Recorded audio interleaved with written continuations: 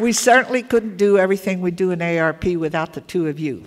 We would also like to recognize our host today, Palo Alto College, and its president, Dr. Mike Flores. Where's Dr. Flores? Is he here in the audience? Okay, well, we'll recognize it when he does walk in. And of course, he has graciously allowed us to bring these educational activities into Palo Alto College. And now I'm delighted to introduce our moderator today. He told me to make his introduction very short, but it's very difficult to do. The Texas Tribune is one of the most successful efforts in civic journalism to come about in many years and anywhere in the country, and AARP is proud to partner with them and support their efforts. Ross Ramsey, our moderator, is executive editor and co-founder of the Texas Tribune. Before joining the Tribune, Ross was editor and co-owner of Texas Weekly for 15 years. He did a 28-month stint in government as Associate Deputy Comptroller for Policy with the Texas Comptroller of Public Accounts and the agency's Director of Communications. Before that, Ross reported for the Houston Chronicle from its Austin bureau and the Dallas Times-Herald, first on the business desk in Dallas and later as the paper's Austin bureau. He worked as a Dallas-based freelance business writer, writing for regional and national magazines and newspapers. He got his start in journalism in broadcasting, working for almost 7 years, covering news for radio stations in Denton and Dallas, and now we're really very excited to have Ross Ramsey with us today as our moderator. Sounds like something my mom wrote. I want to introduce these guys, and then we'll get started in this. Starting closest to me, Richard Perez is the president and CEO of the Greater San Antonio Chamber of Commerce. He grew up here in San Antonio, went to South San Antonio ISD schools. He was an assistant to the city manager for the city of Laredo, special assistant to the deputy secretary of the U.S. Department of Housing and Urban Development. I think we know who that secretary was. And served on the San Antonio City Council. So welcome to Richard Perez. Thank you, Ross. Thank you. Next down the line, I think your mom wrote this, Congressman. Next down the line is Congressman Pete Gallego, who was elected U.S. Representative for the 23rd District, which stretches from here to my hometown of El Paso. It's quite a truck ride, and all the way down to the border. First elected in 2013. Actually, 2012, and took office in 2013.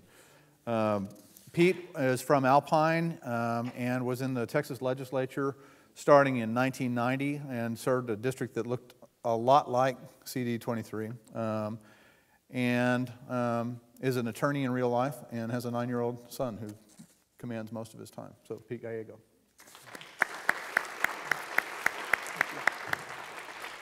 And finally, down here on the end, on his own couch, is Robert Ramasco, the national president of AARP since May of 2012. He's got experience in strategy, marketing, brand development, organizational change, and has been in a number of corporate leadership positions with QVC, with Cigna, with JCPenney's direct marketing services, with American Century Investments, and has been the secretary-treasurer on the AARP board of directors. So, Mr. Ramasco. I want to start this with the one thing that's not on our agenda, which is the Affordable Care Act. And I don't want to spend much time on it, but I do want to spend a little bit of time because of the effects that it might have on Medicare and the effects that it might have on Social Security. In Texas, as you all know, we have both the largest number of uninsured people and the highest share of uninsured people of any of the states.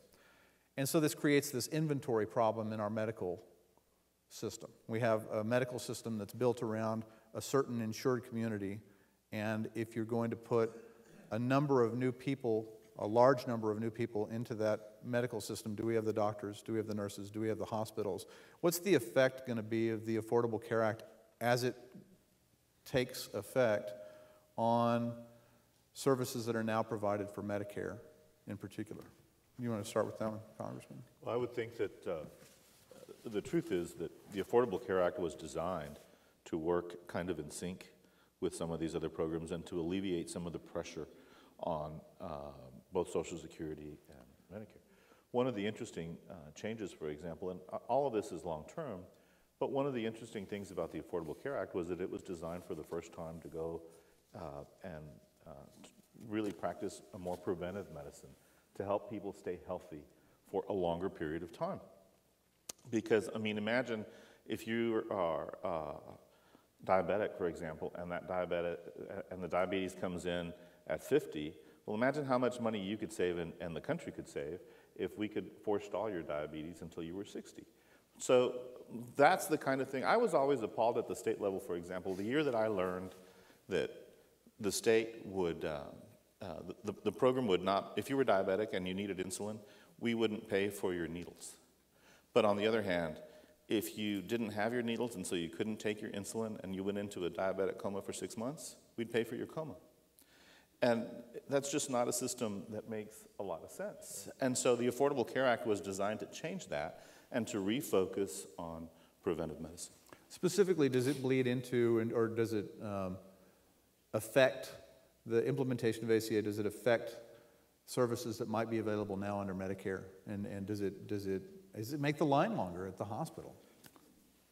One of the most interesting things is that the Affordable Care Act is good for Medicare. You know, we get a lot of anxiety. The question I get asked a lot by members is, what does this mean for me? And oh my goodness gracious. Well, Medicare is strengthened by the Affordable Care Act.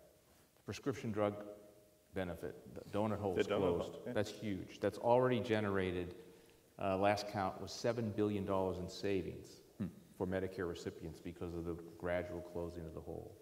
Benefits have been enhanced. You now get preventive, free exams, colonoscopies, my favorite, and mammograms. We don't want to go there. But those are preventative exams you can get Medicare, and you get once a year of physicians. Okay, you get exam. So they're now preventative services that are Medicare covers that it didn't cover before. Right. And financially, the CBO says that ACA will lengthen the health of the trust fund for 8 or 10 years. Doesn't solve the problem, but it takes a lot of pressure off. So ACA is a good thing for Medicare recipients. Broadly speaking, it also obviously has all the other benefits we talked about. And something that the Congressman alluded to in your point is ACA also has a lot of incentives in it to increase the number of primary physicians, because it will increase the demand, right. As well as beef up a lot of the other what we call medical professionals. So the idea here is over time, nurses' assistants, physicians' assistants can do more, so physicians can be freed up to do really focus. The other piece of this thing is ACA has a lot of programs in it that will focus on changing the incentive system. Right now, we pay for transactions. The more tests you have, the more money the medical system makes, whether it makes you healthy or not healthy. Mm-hmm. So how do we get people to measure outcomes? In other words, there's all this technology we're applying, all these tests we're giving you, is it making you healthier? So there's a lot of stuff in ACA that starts to change the way we pay, reimburse the medical system to make you healthy versus just running you lots of expensive tests. So on balance, this thing really focuses on not only getting everybody in the pool, sharing the risk, because if we get everybody in the pool, we can keep the costs down, focusing on prevention, and changing the way we pay. Again, I think, and the Congressman made a very, very interesting point, important point. This is a long-term solution. And one of the things we have to get used to in this country is it's not all about McDonald's getting your hamburger in 90 seconds. Right. These things take time. But this is a huge step forward in reforming a system that, frankly, was not working. Sort of as all these programs stitch together, and we'll get specifically to Medicare and to Social Security in just a second, but from a business community standpoint, what does this look like? I mean, how do these things stitch together, and how are businesses dealing with it? And they seem freaked out about it if you just watch TV news. They are, Ross. So let me just say that this chamber, my chamber, the San Antonio chamber, we were never against the Affordable Care Act. Right. What we were concerned was that there was so much stuff being stuffed through that pipe, and it was being stuffed so fast that now we're seeing all of the challenges, if you will, with implementation, with reimbursements, with just how the thing works. And I would say if I took a poll today, probably a good 60 to 70% of the businesses that are members of the chamber would say their premiums are going up. So no one ever likes that. But I think on balance, we believe that it's going to work, but we want it to work right. And so we were always critical about, let's make sure that it works right. Not that we're against, the concept and the premise that was being pushed, healthy lifestyles, the outcomes and not, being paid for the procedures, but healthy and making sure that that continuum of health gets followed. Right. That is happening in San Antonio every single day now. Every day, new businesses are implementing healthy lifestyles, lowering your premiums if you're not smoking and have a regimen of exercise, etc. So I think on whole, we've embraced it. We've got no choice, but we really want to begin the process to hone it, so that it works, so that the business community can see, and then the larger public can see that it is really what we need as a nation. Okay. On the two things that we're supposed to be talking about, Medicare and Social Security, I guess the first question that a lot of people have is, are these programs safe? And as Congress is writing budgets and looking at, the baby boomers all joining AARP, all of us are getting there, or are already there. The costs of these programs are... Yeah, we talked a little. I just turned 52, and so I'm going to join AARP. So as we all get into this cohort, and the cost of these programs rise, and Congress is looking at, the politics of the country are price sensitive right now. What's the relative safety of the Medicare program as it stands, of the Social Security program as it stands in terms of budgeting? And we'll go into some of the pieces of this as we go. Well, I think if the question is, are you going to get rid of them, the answer is no. If we're talking about what are they going to look like in the future, then at that point you can have a conversation, because there is significant debate in Washington about what we're doing and should we be doing what we're doing. The math, right now, for example, the Social Security is running at a surplus, and it's projected to run at a surplus until about 2017. But then when you get to about 2030, you see this downturn, and then by about 2035, you're running in the red. And so how do you fix it so that you don't run in the red at that point in time?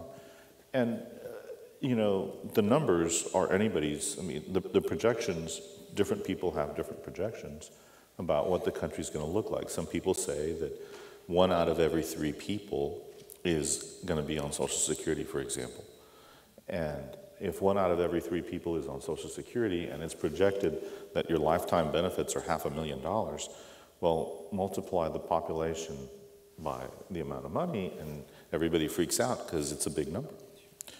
And so I think that this is such a sensitive subject that it's one of those things that I think people need to kind of put aside the rhetoric and sit down at a table and figure out what they're going to do in a really rational and reasonable way. But they're not going away. The question is, what are they going to look like in the future?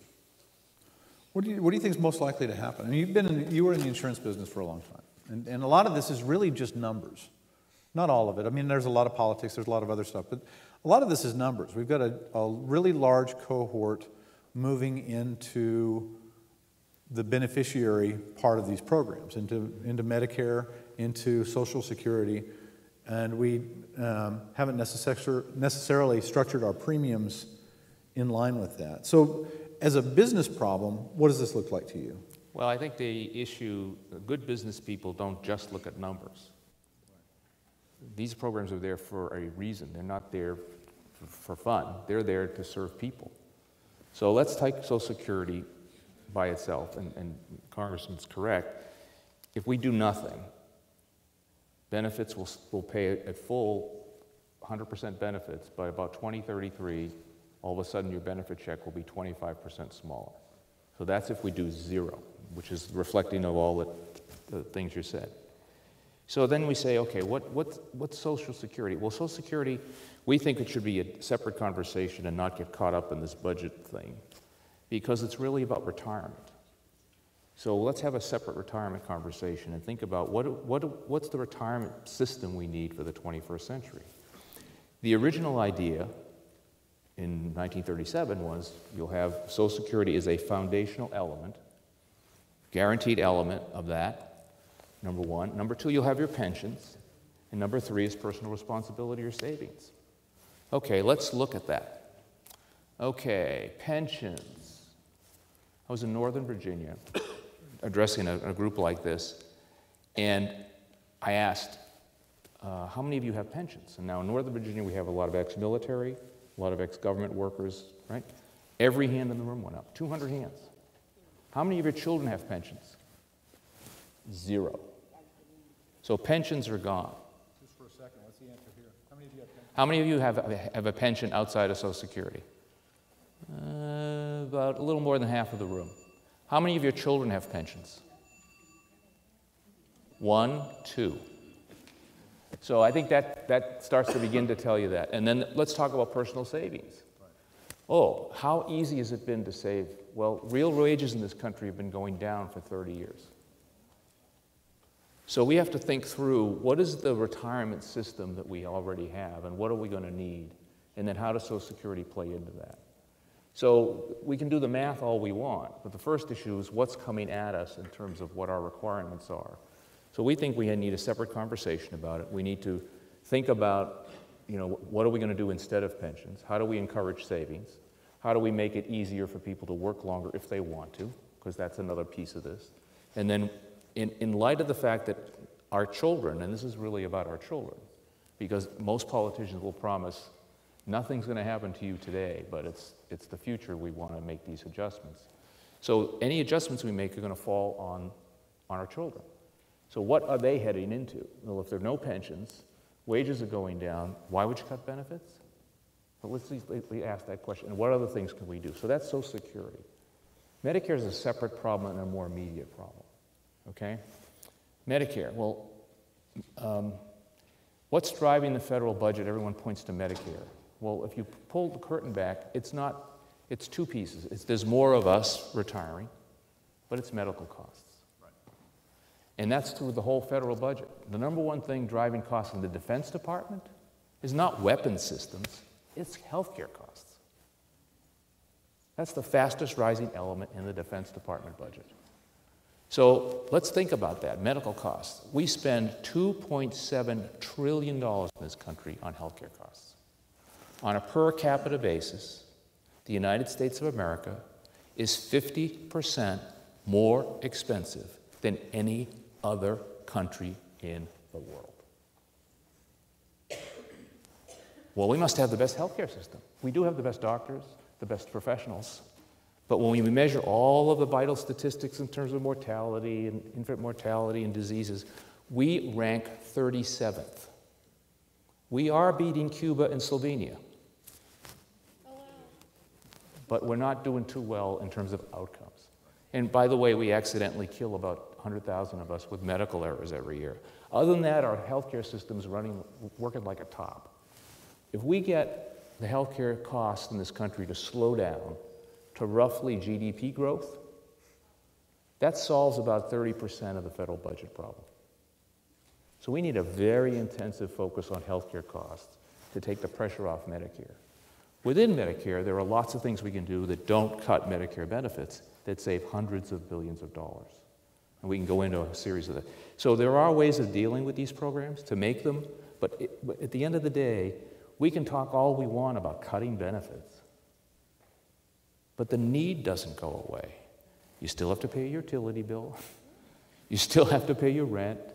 You still have to buy food. And if the average beneficiary in Medicare is if the average retiree in Medicare is $20,000, you're going to cut. People say, well, they can tighten up. Really? So we can get into the whole conversation. So it is a math problem at one level, but it's about people, it's about families, and it's about what kind of country we want. Mr. Pettis, you've got a foot in the business community and a foot in some experience in politics. So you've got a pretty good understanding of that territory. And I'm curious, when you look at this, you know, both as a math problem, as a political problem, and as, you know, taking care of your employees on this continuum of, are we going to provide them with a pension? To what extent do we need to provide them with a pension or a savings plan or whatever? What do these questions look like to the business community? Does it look like something somebody else is going to solve and the business community is going to find out about it? Or? No, we're very much engaged in the conversation. We're very much engaged in it. You know, we believe that, you know, this country belongs to all of us. And we're all a part of the solution. And one of the challenges that we have is that the trend has been that pensions are gone, as Rob has said, and that's clear. That's just not how it works. But so there's a 401k. And so even at the chamber, I provide a 401k to my employees. Unfortunately, about 3% of them are not taking the full match that I'm giving them. And so I encourage them, sit down with them individually to get them to do that. And businesses do this every single day, even though it's a cost. But we realize, though, that it is really, at the end of the day, a benefit that helps to retain that employee. But it's hard to get younger people to realize that they're not bulletproof and that they will get sick and they're going to get old and they need to have opportunities to save. And so it's a challenge on one level. The second level, though, is to make sure that we're engaged in that larger conversation of what's happening in Washington as business people. And, you know, as a business owner, you know, you have to look at the entire operations of your company. And in this case, the company is the United States of America. And so I certainly understand, Rob, you want to kind of put pieces of the conversation to the side and kind of set them there and talk to them about them separately. But at the end of the day, it's one pot that we have to talk about as a whole. We can't isolate anything. We have to take care of it. And I will tell you that there's no one in the business community that I know that says we need to cut benefits to people that are in the system now. You deserve it. You're at a point in your life where you paid in. It's time for you to get out. But the challenge, though, is that there's not enough people coming into the system to be able to help us sustain it long term, as you've heard. And there's numbers, and they can be interpreted differently. But, you know, I'm 46 years old. I am prepared to work longer myself because I owe it to all these folks in this room to help them. And my children are going to school, and I think they will understand that that the system needs to change going forward in order to sustain them when they get into the opportunity to utilize the benefits from Social Security, Medicaid, et cetera. So I think it's a larger conversation that we need to talk about in a non-intrusive way to each other, because it gets really heated really quickly. And again, we're not talking about cutting benefits of people that are in the system right now today. But we're talking about having to really look at it long term to see what can we do as a nation to sustain this program that we all agree is phenomenal and needs to continue going forward. And I don't have an answer, but there's been several commissions that put together. The president's put together one, bipartisan policy center put together another, and they've got these solutions on the table, or at least potential solutions, but no one wants to touch them with a 10-foot pole because they're so polarizing. And that's really the challenge that business people have is, let's get to the table and start talking about them. And politics is important, but we need to kind of put that aside and let's really delve into the meat of the long-term solvency of our nation. And that's really, to me, as a business person, something that's of utmost importance. Well, it's interesting. Where does the conversation take place? Does it take place in Congress? Does it take place in the business community? Does it take place in organizations like yours? Or is there some place where you feel like these things are going to come together? You know, one way to look at Congress is to say that, you know, you have 535 people trying to reconcile. Sorry? Who can't agree on lunch? Well, but they're all trying to, I was going to be nicer than that. I was going to say, who are all in Washington trying to reconcile their various promises. And some of them have older populations, and some of them have younger populations. So what's really on the table here? Let's just talk about Social Security first. You know, the thing we hear talked about quite a bit is, do you change the contribution rate? Do you change the beneficiary dates? What's really under conversation, if anything's under conversation? Well, I think over the course of the next 12 months, very little will be in a real substantive conversation because, as Richard mentions, these things are so controversial that nobody wants to touch them, particularly in an election year. And so what I have learned just in the course of my first few months as a member of Congress is that if it doesn't get done early in a session, it doesn't get done, because the closer that you get to an election, then the further away a potential compromise is, as everybody worries about their respective bases. There's all sorts of ideas that are being bandied about.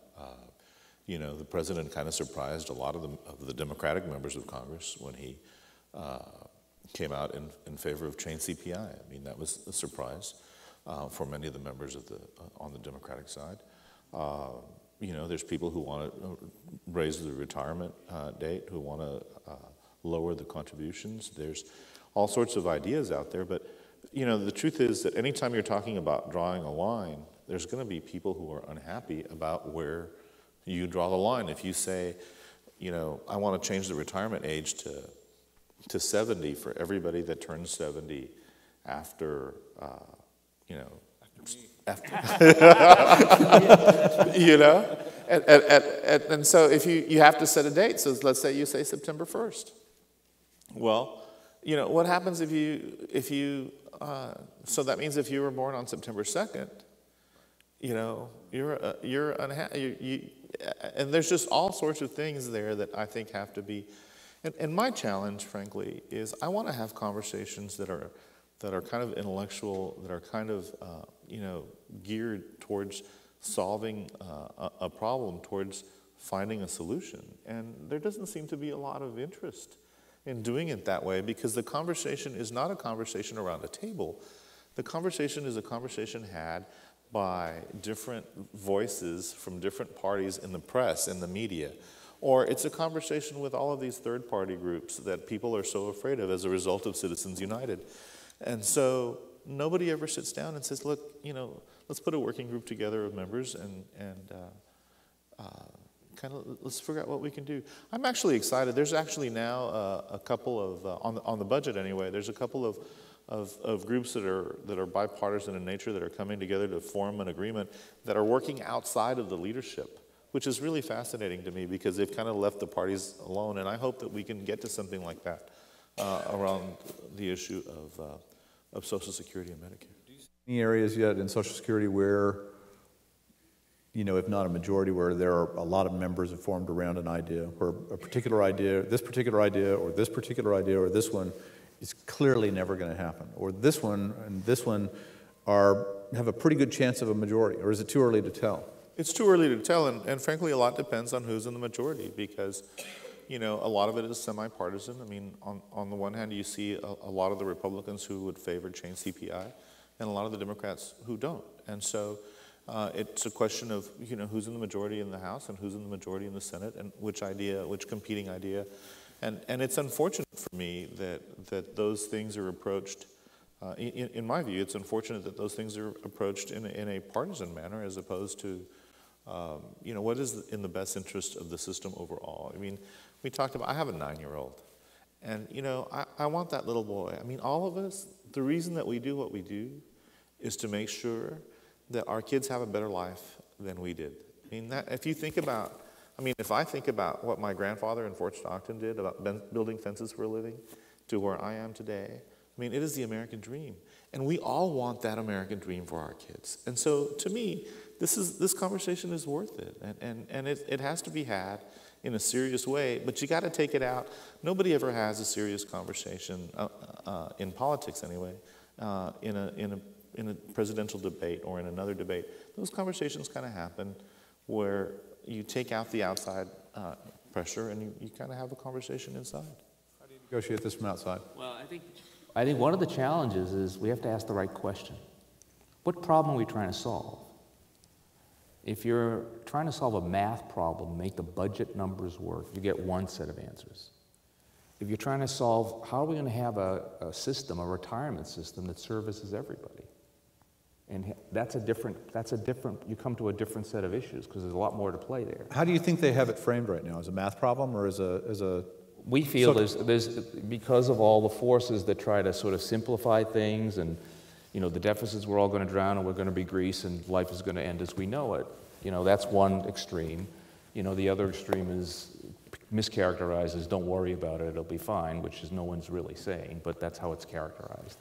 I think it's focused on the math. Mm-hmm. You know, I've been in public debates with people who put the pictures up there and, you know, get the audience all upset and say the math that doesn't work, we can't do this. Right. And that's why we say let's talk about Social Security outside the math. Let's talk about what problem are we trying to address, and it is retirement. It is how people are going to live. It's, you know, what were the assumptions underneath, you know, in 1937? What's going to go forward? You know, I think it'd be great. You know, Business Roundtable is 200 executives of the biggest corporations in America say raise the retirement age to 70. You know, and you know, that's an interesting proposition. Will they guarantee to employ everyone up to the age of 70 in their corporations? Interesting. That's the other half of the conversation. You know, so that we have to have the conversation. Say, how do we? What problem are we trying to solve, and what are the different pieces of that? Right. You know, This is like everything else, though. The truth is always in the middle. People have to come together because it's a combination. You can't just do it on the math. I mean, maybe, you know, it's the small town in me from Alpine, but one of the core values I was taught is respect your elders. And how can you do this to people who have already earned, you know, and who are relying on, and who have, I mean, so you have to, in my view, take that into consideration. I mean, that's clearly a big factor. But you also have to be mindful. I mean, you know, we have to be mindful of the fact that we only have X number of dollars to spend as a country. I mean, there's a lot of things that we would love to do. There's a lot of things, but I am just amazed at the cost of, you know, do we want to be the world's policeman? Because that costs. Do we want to build a wall on the Rio Grande? Because that costs. Do we want, I mean, there's a lot of policy choices that we have to make that all go into this, you know, pot about, and at the end of the day, you only have so much money to go around, and you've got to figure out what your priorities are going to be. And that's the other part of this challenge. You know, I've got a gentleman that works for me right now today. I've got 26 people that work with me at the Chamber, and one of them is my executive vice president. He's 73 years old. 73 years old, and he's doing fantastic work. He's cranking it out. He's smart. He wants to be been working. around. He wants to be there. He enjoys it. So it's happening today, right now. And now there's some corporations that there is an age that they force you to leave, but those can be changed.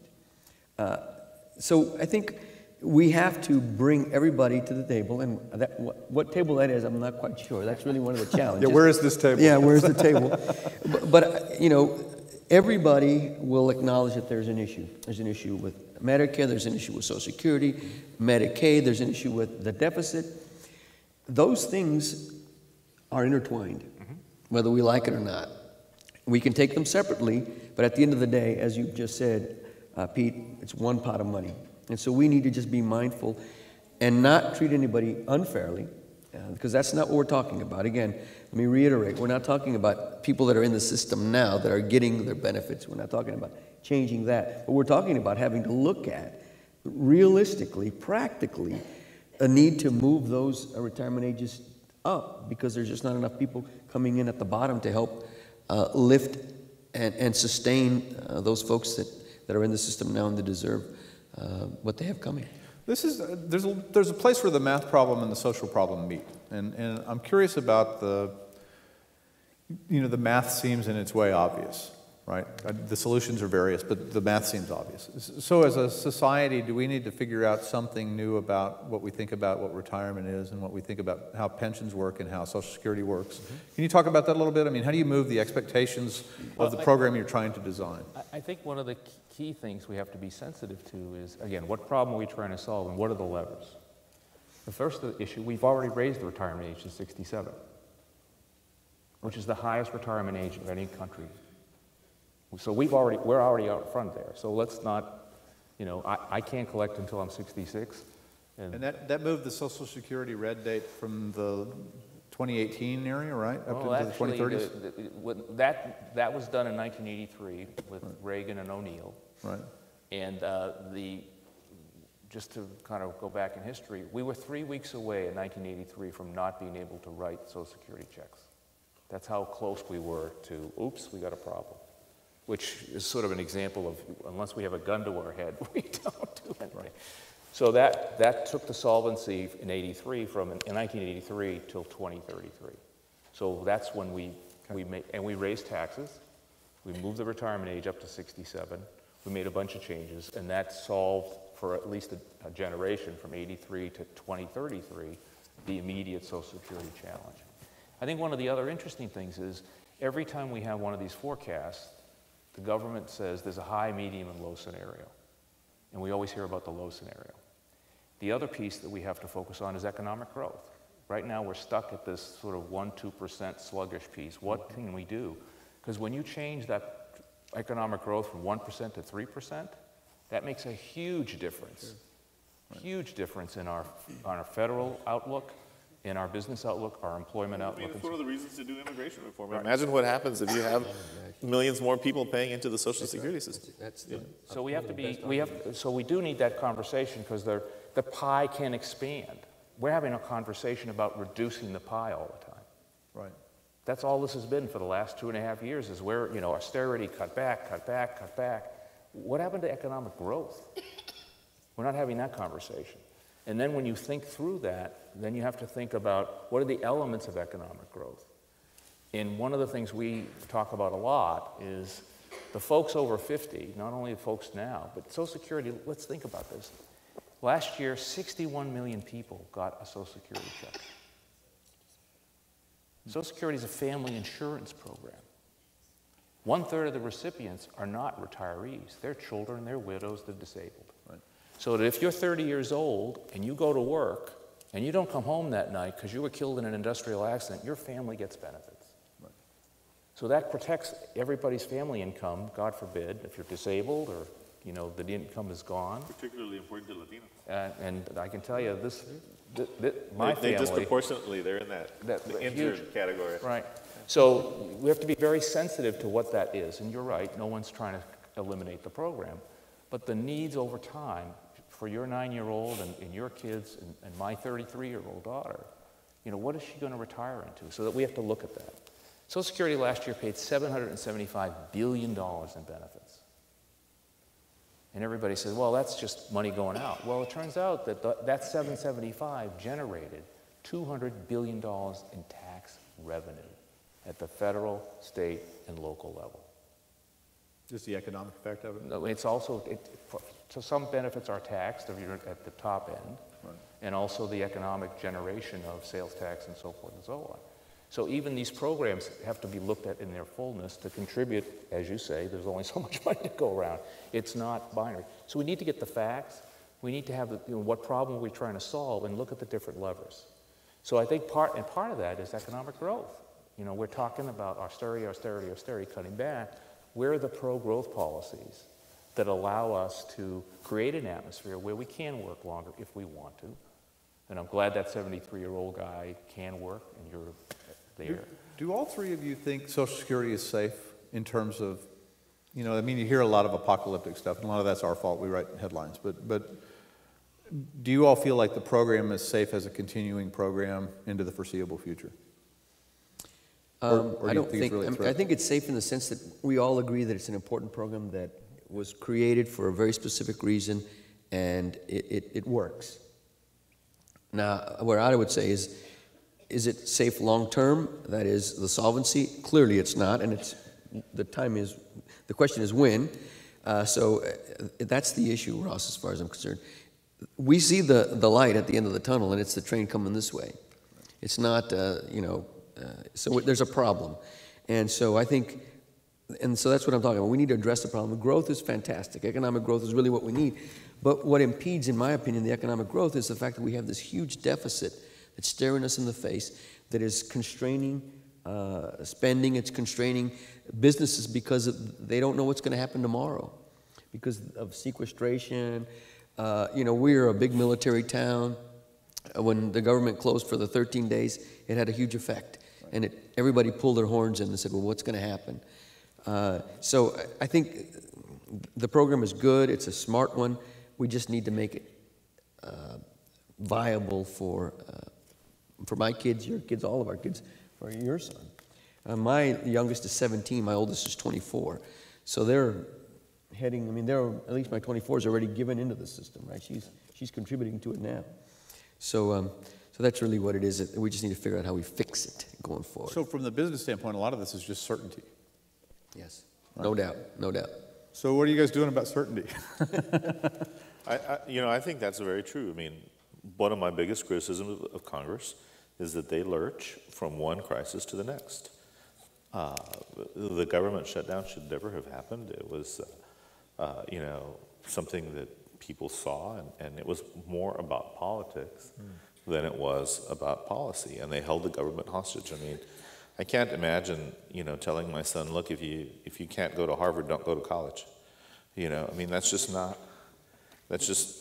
not realistic, and yet that's what was happening in Congress. Some members were saying, if we don't get X, we don't want anything. And so, sequester is another example of a policy that, imagine this. I mean, how many of you have ever heard of the U.S. Navy SEALs? Okay? Everybody's heard of the U.S. Navy SEALs. Incredible, incredible team of people. How many of you have ever sat and listened to a concert by the U.S. Navy Band? There's some. All right. But imagine, as a policy, the way sequester originally worked. You cut the U.S. Navy SEALs by the same percentage that you cut the U.S. Navy Band. Really? I mean, that's supposed to be good policy? I just, in my own mind, all of these things, if you go to a doctor and you need surgery, you want him to use a scalpel. You don't want him to use a cleaver. I've seen people, I've seen a butcher use a cleaver before, and you don't want cleavers. And so one of the challenges of this situation that we're finding in Congress is that there's all these people that have cleavers out. And it's about politics. It's not about policy. What do you think the threats are on, we've talked about Social Security. What do you think the threats are on Medicare? What do you think how does this look from where you sit? I think the threat is an incomplete conversation, okay? Because the facts are, you put the data up on the chart and you sit there and go, oh my God, right? Look at all this money that we're paying Medicare. We have to constrain this or we're going to drown in, red ink and all that kind of stuff. So that's true as far as it goes. But we have to have a sort of a reasoned conversation. What's driving that? Sure. As opposed to just, oh my God, take the cleaver out and sort of shut this thing off. And, and again, I went through the sort of the top line issue, which is it's really healthcare cost is a huge issue. And then you get into some very interesting policy discussions. I mean, one of my favorites, and we're supporters of ACA, but we weren't successful in changing the ability for Medicare, the largest reimburser of drugs, cannot negotiate prices with the pharmaceutical companies.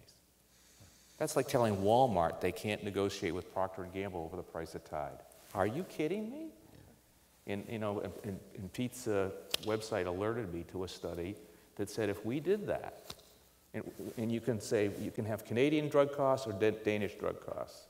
If we paid the same as Canadians do for drugs, right, $250 billion savings in Medicare over 10 years. We don't even pay the same for Medicare, Medicaid, Affordable Care Act, and private insurance. Right. If you applied the Medicaid reimbursement rates to Medicare, right, that's $130 billion. If we paid the same for drugs as the Canadians do, $250 billion. Right. If we paid the same as the Danes do, $500 billion. So let's have that conversation. Well, we know what's driving against that conversation. There's an industry called the pharmaceutical industry that's really not excited about that solution. Why is that? This may be a question for the congressman. Why is that? They got pharma companies in Denmark I mean, they buy their drugs in the same place. What's the difference in clout? Is this just the way our political system works? No, I think here's the argument that they use. You know, how much medical innovation, whether it's technology or drugs, how much medical technology are you aware of that has been manufactured? How much in Denmark? And not much that we know of, right? But how much American ingenuity, how much technology, how much improvements have Americans made over the course of time? And I will tell you, a lot. And so what the pharmaceutical industry argues is that in order to have this research, in order to make this progress, they need to have a certain level of pricing in the United States. And it offends me, frankly, that, I mean, I know people that go, I mean, I represent 2/3 of the Texas border with Mexico, and people just go across and buy their prescription drugs across, and it's a lot cheaper. And that, frankly, that offends me that they have the need to do that. But the pharmaceutical industry argues that in order to continue making these advances, you know, we essentially as Americans are subsidizing their ability to give drugs at a lower cost in other parts of the world. And again, there's two ways to look at that, and I could tell you that the medical pharmaceutical industry spends 15 times more money on marketing than they do on R&D. Right. And their profit margins continue to be among the highest of any of the industries. So what we've just heard here, those are the kinds of fixes that we, as a business community, need to have addressed. And it's not easy because then you get politics in and lobbying and the whole 9 yards. But those are the kinds of fixes that if we could get in there, and the discussion needs to be about how do we make the ACA better, because it's here. But then the discussion turns into, well, that means the whole thing's broken, let's just... So then you get into a whole different deal. Right. But we always saw that this thing was going to be a reality. So how do we provide suggestions to our elected officials that make sense and will provide that kind of benefit that will, in essence, help all of us? And we haven't been able to get to that point because of the politics and the the partisan battles going on in D.C. Do you see a mechanism for that, or do you see a pathway to that, to sort of, you know, if the conversation in a given place, right now let's say it's Washington, if the conversation in a given place is not productive, it's not working, it's not doing anything for you, at some point along the way, you have to blow it up and have the conversation at a different, you know, the conversation about where's the table, right? Yeah. Yep. Is there something going on with business? Is business frustrated enough to create a different conversation? There's a lot of frustration, there's no doubt, but we haven't been able to find what that option is to help. You know, I did an interview about a month ago with the BBC. They were wanting to talk about healthcare and what was going on and what does the business community think. And what's wrong with you, America? That's right. and you know, and it was in light of the fact that San Antonio is doing so well as a city, 7th largest city, dynamic mayor, good economy, et cetera. And this was during the sequestration and the whole shutdown of the government. And he says, so are you confident that your elected officials in Washington are going to be able to figure this thing out? I said, 6 months ago I was confident. Now I'm hopeful that they'll be able to figure it out. Because the business community doesn't have confidence anymore in our ability in D.C. to come together and sit around a table and rationally come up with solutions. It's not happening, and it hasn't been happening for a while, and so now it's hope. We're going on hope, and it's a real challenge to businesses wanting to continue to invest because of not knowing that uncertainty, and it is really impeding. You know, part of the challenge here, though, is the fix is counterintuitive, because if there's something we don't like, right, we tend to pull back. The things that we don't like to do, we put them off at the end. All right? And so politics, I'm the guy who tells people that the only part of politics I don't like is the political part, because I like the policy.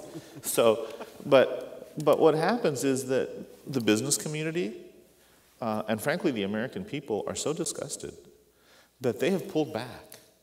And this is counterintuitive, because this is when we need more involvement than ever.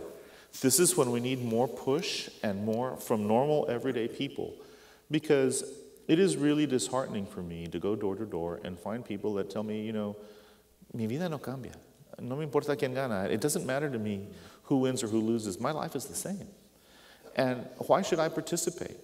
Because it is, and while I understand that theory, the truth is right now we need more normal people to participate than ever. And we need more help from the business community than ever. Because otherwise, you have these two warring factions that are left to themselves. And left to themselves, that's why you see this complete, total dysfunction. The truth is always in the middle. If you get on an airplane, you don't sit on the right wing or the left wing. You sit in the middle. That's where all the people are. And I think that that's the kind of system that we need to get back into. But it's the kind of system that is going to require a lot more people like you. To me, this is such an important issue that every chair in this place should be filled. And it's about halfway. That's not bad. But we ought to be able to organize and mobilize a lot of people, right wing, left wing, it doesn't matter, just participants, so that we can have a really comprehensive conversation about what the future of this American dream is going to look like. And that, to me, is what's at stake. And the disappointment that I have is that how do you get more people in the business community to say, you know what, that behavior, that is kind of childish, and that's not acceptable to me. If I was, so the last poll we did, and I think polls all over the country are doing this. The last poll we did, 9% of Texans were approved of the job Congress was doing. Well, see, and that's 2% approved strongly, and I want to find those guys. But the question is, what's the mechanism if I'm the person in the 81% or the 91%? If I'm the person in that group who says, I think he's right, I think I'm going to engage in this. This is a softball question, but how do you engage? How does somebody say, I'm going to be the parent who walks into the daycare center here and straightens up these kids? How do you do it? What's the mechanism? Well, I will tell you the biggest mechanism that I can think of is participation in an election. San Antonio is a city of over 1 million people, all right? And they had a mayor's race, and they had city council races, and they were all contested. And their turnout rate was 7%, 8%? Yeah, about 7, 8. Imagine, in Alpine, with 6,000 people, we've elected a mayor with, a little over 100 votes, okay? And so if it's so trite and so whatever to say su voto su voz and all of those little things about how, if you don't vote, you don't matter. But the truth is that we've got to find a way. Come on, if you're at a, what was that, a 6% approval rating? That's less than the friends and family plan. That's, your family ought to get you to 10%, So I really think that people need to start paying more attention. And one of the challenges, especially in Social Security and Medicare, is that people tend to stampede you by freaking you out. And they say, the world is going to end, and so you got to go vote because the world is going to end. And I think we got to dig a little deeper, and we got to figure out what the real story is, because otherwise we're at the mercy of all of these people who are spreading these messages. And at the end of the day, you know what's going to happen tomorrow? The sun is going to rise. And you know what happens the day after that? The sun is going to rise.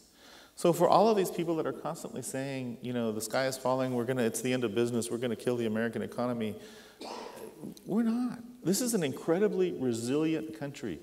But right now, these resilient people that are all living here in the U.S., we got to have a real conversation about what we want our future to look like.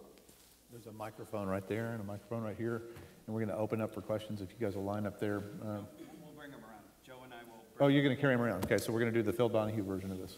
So Ross, one of the things that the Chamber does, raise your hand for him. Annually take a trip to D.C. This past year, this year that we're in now, we go in the spring, so we went in March, first weekend of March, and then that first week, we take over 150 business people to D.C. Pete came and addressed us and did a fantastic job, as did the other members of our delegation, and then we invite and go visit influential members in Congress on the Senate side to talk to us about what's going on. and our needs and our wants and our desires. And so that's one of the ways that we engage as a business community, by going, and we have issue papers that run the gamut from water to transportation to healthcare to cybersecurity, the whole 9 yards. And so that's how we engage, at least one way, in making our wants and desires. You feel like it moves the conversation? At minimum, it gives that buy-in that Pete is talking about, that we are engaged and we're trying to move the needle forward. And I think ultimately it helps. But the processes are long. These are not short processes. These are multi-year processes. So you have to keep pushing that rock up the hill. And so at minimum, it engages us and catalyzes us to feel good about going to DC and engaging. Okay. Let's hear from you guys. We'll go and start here. Yes, ma'am. Hello, my name is Linda. I've been in insurance for 38 years. I am very familiar with the medical health care and the Health Care Act. I currently work for the Health Care Act. And I can tell you, from an insurance point of view, it is working. And it is working very well, because there's a lot of people that are scared out there because of what the public is saying, what the media is saying, that this is going on, that's going on, you can't have your insurance and they're going to replace it with so much and you're paying some. I talk to people every day. I talk to close to 200 people every day, and I explain to them the policies, procedures, and what is actually going on, what we can do for them as the insurance company, and what the exchange can do for them. I'm well versed in all areas, and it is working. We're bringing people on left and right. I am diffusing a lot of fuses that have been lit, and let me tell you, it hasn't been easy. A 20-minute conversation per person, my days are long and hard. Also, with Social Security, Congress is the problem. We need to get rid of them. I don't know. It's got to go by the wayside. We have too much going on. Do you have a question? Yes. My question for you all is, knowing what I know, I don't see that you're going to be able to fix this quickly and easy. It's going to be painful. The question here, especially for you, sir, that's sitting in the middle, what are you going to do for us? We're still sitting in the same place we've been 10 years ago. It's bad. When I see people that have to choose to pay for their medication or choose to eat, I'm not one of them, as you can see. But when you have to make that choice and watch these people put groceries back because they can't pay for it, something's wrong. It's been wrong, and it's not being helped. Medication, the same thing. Okay. Congressman. I am in complete agreement. I will tell you that, having been a member of the legislature for a long time, where you could argue against each other all day long, but at the end of the day, you came to an agreement, and then you went and you grabbed a meal together. I have been appalled, literally appalled, by the dysfunction in Congress. I mean, I will tell you, when I first got to Congress, as an example, as a new member of Congress, I showed up and there's 36 Texans. And so I said, okay, so when do all 36 of us get together to talk about what we're going to do for Texas? And you know what the answer was? Never. The answer was, we don't. And so I was appalled, and so I went, I was in the legislature long enough to have a lot of friends who were also in Congress, who were former members of the legislature, on the Republican side and on the Democratic side. And so I went to some of them. I went to, Kenny Marchant and Kevin Brady and others that I had served with in the legislature. And I said, in the legislature, we all got along, and we all talked, and we all coordinated. Why can't we do that here? And so we started off as kind of a reunion of former members of the legislature and Congress. And we got to a point where we would invite all 36 members of Congress, and including the 2 senators, so that takes us to 38, to breakfast, so that we could actually talk to each other and coordinate. On armed services, where I sit, I have started this bipartisan group of people. It's usually 10 freshman members of Congress, because when you're a freshman member of Congress, we ask questions in line of seniority and order, okay? So a lot of times, by the time they get to me, the witness has to leave. And so there's no way. So the way that we did it is we got a bunch of freshmen together, Democrats and Republicans, and we invite the witness to come sit with us on our, in the office on a couch and hang out and talk and learn so that we're not doing this in front of TV cameras and whatever. And so we're actually learning. And so what I'm trying to do is build relationships in Congress on the D side and the R side so that we can come together and we're not afraid of each other. Because part of the challenge is that everybody's afraid to talk. And we've got to move, I was, and this is, it depends on your point of view, but the National Journal recently put out a scale, and and the title of this graph was Dysfunction in Congress in One Easy Graph. And they plotted the voting records of all 435 members of the U.S. House of Representatives, okay? From over here to over here. And it turned out that more than 90% of the members, let me rephrase. Most of the members voted with their party more than 90% of the time. It was a straight party voting record. And one of the guys who was right in the middle was Pete Gallego of District 23 in Texas, because I'm actually on the Democratic side. I'm in theory, I think the 8th or the 9th most bipartisan member, because I vote on the issue. I mean, it was what I did in the legislature. It's what but there's not enough people to make that dent yet. And I think over time, if more people get mad, if more people start voting, if more people start participating, and we pay attention to issues, then I think that makes a big difference. But I wish I could tell you it'll be fixed by tomorrow, but it won't. This is a long-term, I hope that each of you has taught your kids and your grandkids the importance of voting. Because when I look across and I see so many of us that don't participate and so many of us that don't vote, because I will tell you that you could do a lot. You can do a lot if you have a majority. You can do a lot if there's a lot of people around you that think like you do.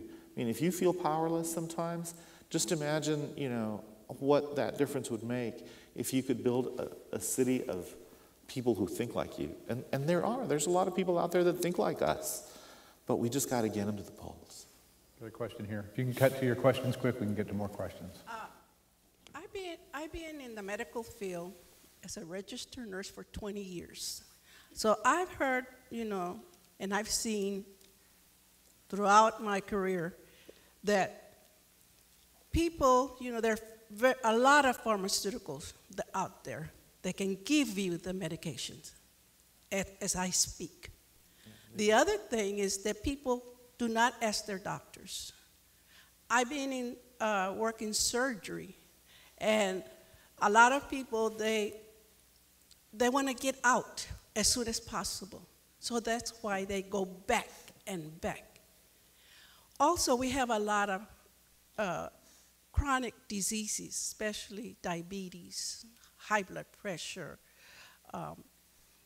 many, many others, And there's a lot of research out there. There's a lot of people can go free, and get their medications free. The other thing is Social Security. Social Security has been out for years, and they didn't anticipate people living into the 90s, 100 years now, So their budget is, way out of hand. So Congress needs to update, They should update it years ago, because of the length of people living longer, And the other thing is there are many medical companies, out there that can give you your medication if you can't afford it. It's been going on for 40 years or more, But my question is, what is he going to do? Which one? This one. Yeah, because he's Richard Perez. I will tell you, here's what I will tell you about being a member of Congress. The most interesting thing, I called my mother I had been a member of Congress for about 3 weeks. And I called my mom. And I said, Mom, you never knew what an influential, powerful kid you were going to raise. And I said, and my mother said, Mijo, ¿por qué dices eso? Why do you say that? And I said, because I've been here for 3 weeks, and already the deficit is my fault, and the Affordable Care Act is my fault, and the everything is my fault. And it's an interesting position to be in, because less than 2% of people think that Congress is doing a great job, and so I understand that, and I deal with it, and I recognize that I am part of a group of folks that I think at the end of the day, while it's pretty dysfunctional and can't be defended in that sense, I think at the end of the day, it responds to crisis. And it may be painful, and it's going to require some significant tough decisions, but I think that at some point, we'll get there. I mean, all of these things that have happened over time, it's ugly. The government shutdown was ugly, and it was a disaster, and it shouldn't have happened. But at the end of the day, there was an agreement that was reached. And so I don't think so. I think that, politically, they realized that it was a huge mistake to shut the government down. And why would you shut the government down and get bad headlines when right now, the president is getting bad headlines and everybody else is getting bad headlines? I think I want to pick up on a piece that Pete said, which is we all own this, right? Let's think about it. The last presidential election had a really high turnout historically. 60% of us voted. That means 40% of us stayed home. In the congressional election, 48% of us voted. That means 52% of us stayed home. Shame on us. So we all have a responsibility. We have a responsibility to get the facts out there so you can make a good decision. The press has a huge responsibility to sift through what's, hyperbolic and what's true. Right. We have a responsibility to give him the courage to make a good decision and not to scare the bejesus out of him every time he sticks his head out. Well, that's what happens. Right. Because they show up and say, if you don't do this, you won't get any money, you won't get our votes, and you'll be retired at the age of 52, or whatever the threat is, right? I mean, but that's the dynamic. That's right. So the first thing is we are citizens and we have a responsibility. If the people in South Texas showed up in proportion to what they do, this would be a very different state. It would be hugely. There's a great set of numbers, I'll just throw one in. There's 26.5 million people in Texas. There are about 18.4 million people of voting age in Texas, about 15.7 million citizen voting age. 13 million and change are registered to vote. About 8 million voted in last year's election. 1.5 million voted in the Republican primary that chose all of the statewide officials in Texas, and only 688,000 people voted in the Democratic primary. So if you run those numbers back, that means about 370,000 people chose the Democratic candidates, about 740,000 people chose the Republican candidates for 26 million of us. So those are your numbers. So I think we can't just sort of dump it all on these guys. Right. They're convenient and they're visible. We have to own this. So we as an organization have committed to, we're nonpartisan. We don't have a PAC, right. And we try to stay, it's about people and policies, not politicians and partisanship. So we say, okay, here are the facts, here's the information. We may say we favor or oppose it, but let's at least get the positions out there of all the candidates. So we've worked really hard to make sure people know what are the 12 ideas about Social Security, some of which we like and some of which we don't, but let's show the impacts of that. Sure. What are the 15 ideas about Medicare? You deserve that, but you have a responsibility to spend some time thinking about it, communicating to this guy and saying, look, I thought about it, I want you to do this or that, because that'll help him understand what his people are saying. And obviously he has a responsibility to do that. I will tell you this, though. I will. Part of the challenge with a lot of elected officials today is that they really, really worry constantly about re-election.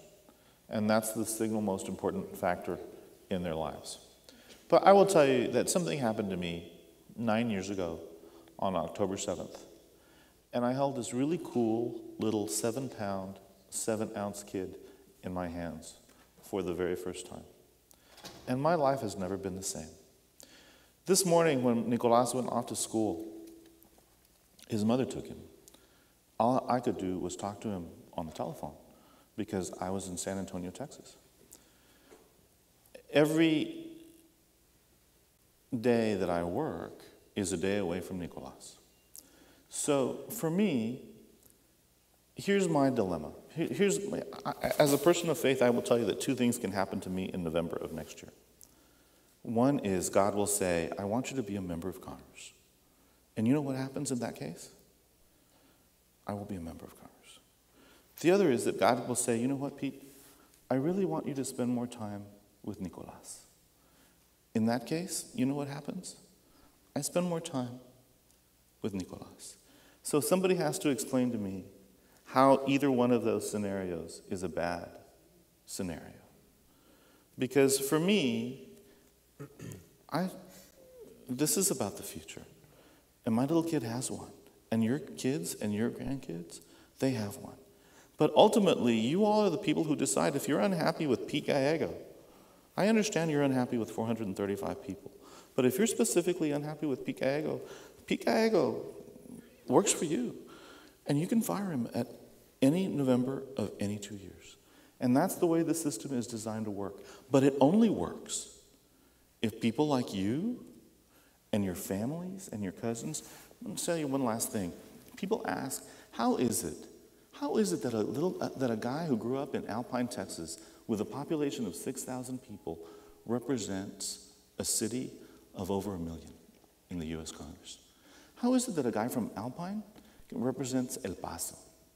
And the truth is, I represented Del Rio and Eagle Pass in the legislature forever, Uvalde. And you know what? When people from Del Rio go off to college, you know where they go? And Eagle Pass, you know where they go? They go to work in San Antonio. So I called everybody that I knew in Del Rio and I said, hey, ¿Tienes primos en San Antonio, verdad?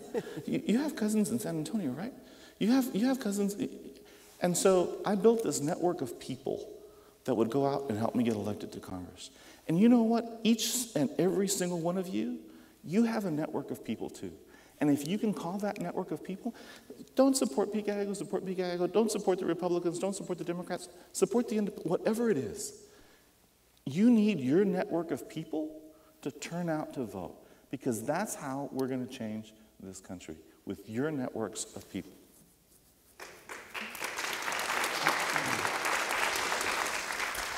I'm going to hold it. Yes, sir. Thank you for your comments. I have lived and worked in many different countries, including Denmark, Mexico, Canada, Norway, and other places in Europe. And I have found that the medical system works extremely well. When my family was growing up in those countries, we had never had any problems getting superb care. And I think the care was much better than is available in the United States, because here it takes a lot of money to buy the care. And it only works well if it's major surgery. Now, in addition to that, the other thing I wanted to comment on is that we have to look at the whole tax context. And those countries, regular taxes pays for these as seen as necessary services for their citizens. Here in the United States, it seems like some kind of a special fund that we have to somehow be privileged. We don't really have the rights that you do in other countries for good medical care and good pensions. And the other thing that's surprising is the whole tax context. When you look at Texas taxes and Bexar County taxes, 5 months of my Social Security goes to pay my Bexar County taxes, the property tax. 5 months. And then 1.5 months for the Texas sales tax. So if I didn't have a pension from the state of California, I would be destitute. So Richard, you're in the middle of that one. I'm going to throw that one to you as a former city council member and as a representative of business. I mean, you've sort of watched this line. We'll share the piñata responsibilities here. Well, it's a challenge in that, again, you understand very clearly that a pension was important and savings important. We're just not teaching our young people the importance of saving. As I told you, we've got a 401k, and they're not maxing it out. And so, and I sit down with them and I say, I'm giving you 5%, I'm matching you 5%. If you put in $1, I'll put in $1. And they just don't understand the long-term benefit and the compounding interest, the whole 9 yards. And so it's a challenge. So I have made it my mission to make sure that everyone on my staff is reaping the full benefit of my 401k. But in reality, we know that the 401k is not enough.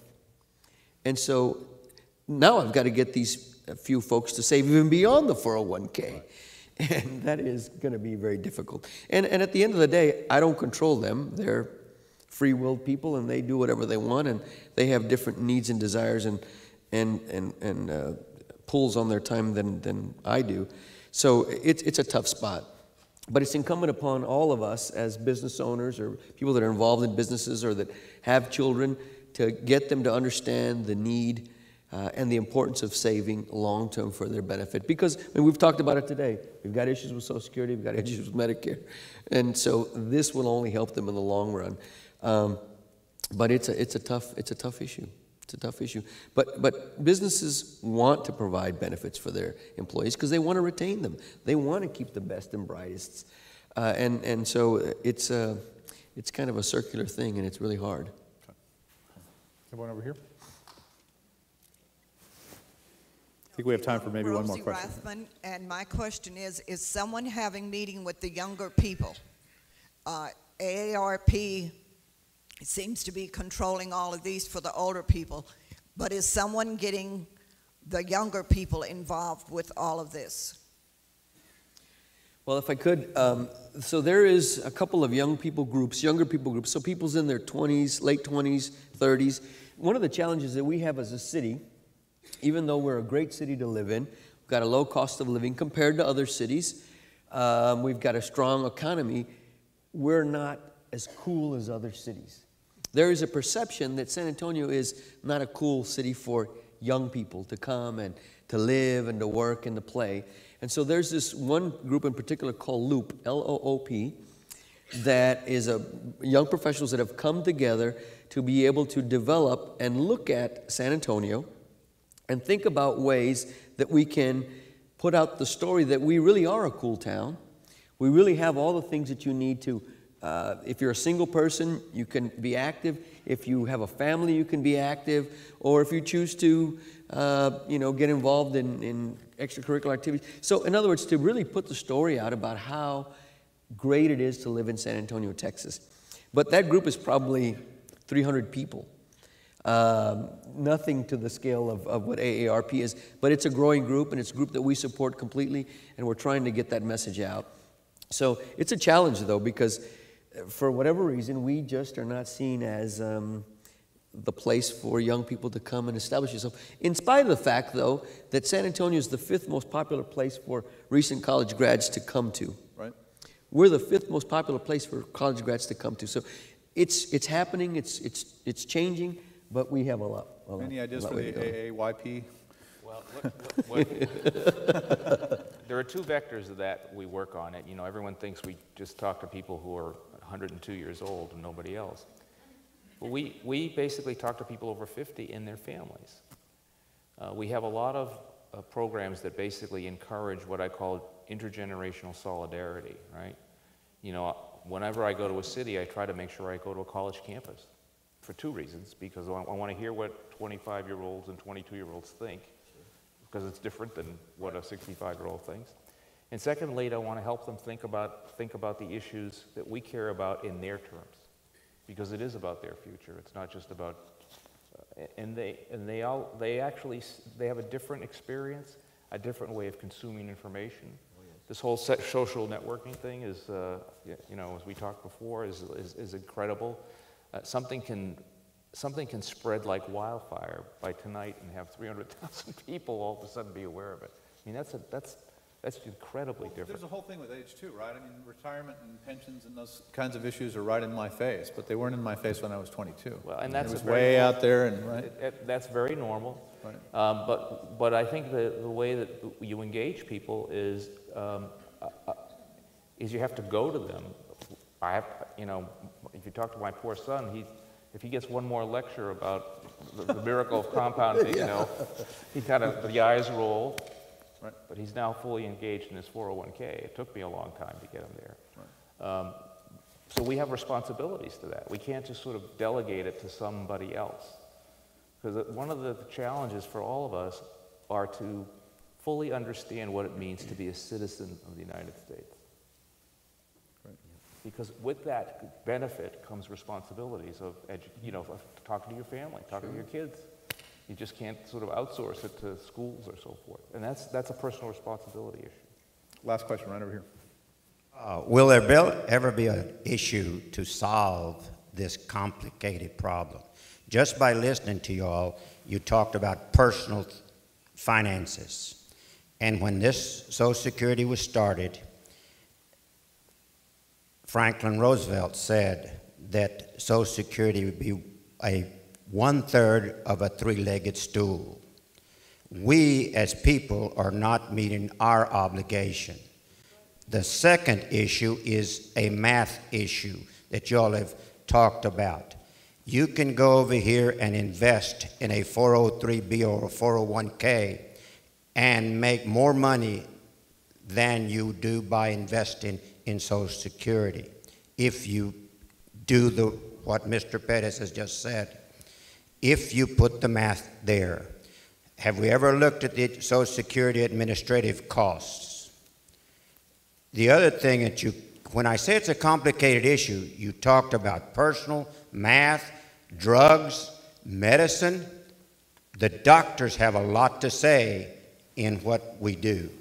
And then my real question and first of all, I need to thank Representative Gallego because he received enough letters from me in Austin when he worked for us. I'm a member of the Texas Teacher Retired System, and I want to thank him for everything that he did for us.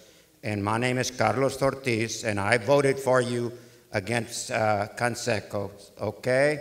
I don't mind telling you that, all right? Gracias. All right. So you owe this guy. The next, I'm not afraid to tell him what I feel because I communicated with him enough. My real problem is in Texas, and my real question that I want Representative Gallego to work on is this. Over 60% of the teachers in the state of Texas are females. And this gentleman here talked about 1983. In the early 1980s, they enacted the GPO, the Governmental Pension Offset, and it eliminated every female teacher from getting Social Security retirement.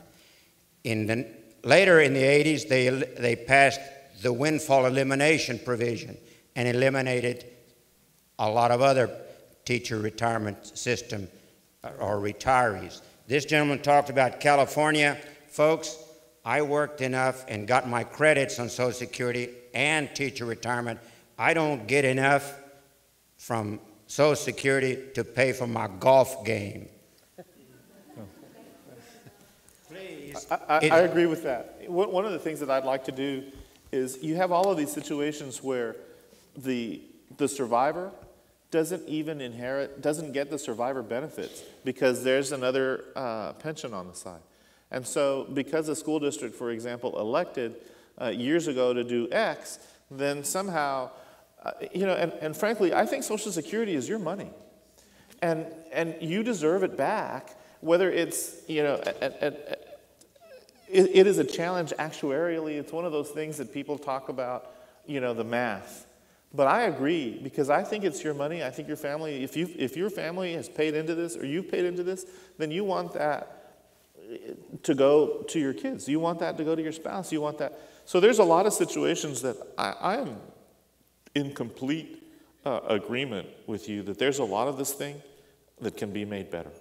But it can only be made better if we do a better job, all of us, of telling folks what the challenges are and what some of the potential solutions are. I mean, for most of us, you know, my grandmother kept money in a mattress, okay?